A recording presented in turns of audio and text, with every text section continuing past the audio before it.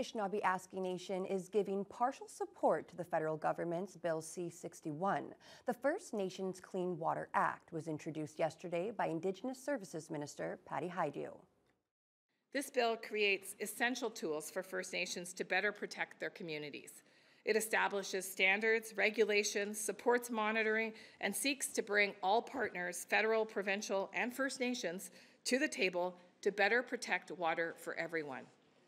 The second key element in this bill creates a First Nations-led water institution.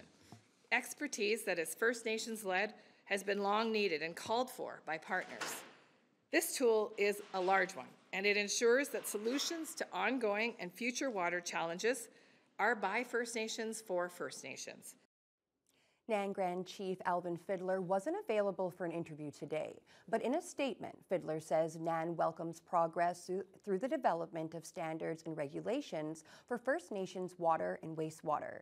He says the federal bill is just the first step, though, and points out that 40% of all long-term boil water orders are in NAN communities. One of those is Niskandika, which hasn't had safe drinking water since 1995.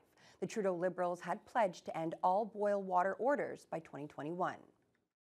When our federal Liberal government took office in 2015, there were 105 long-term boil water advisories.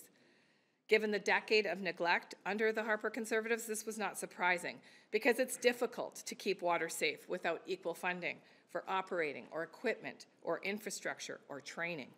And funding for operations was significantly below provincial levels, making it hard for communities to do that training and to retain their water operators. Since 2015, we've increased funding for water infrastructure by 150%, and the number of long-term drinking water advisories has gone down by 73%. Fiddler says NAN will continue to work to ensure their federal treaty partner provides adequate funding so its members can finally begin to trust in their water systems.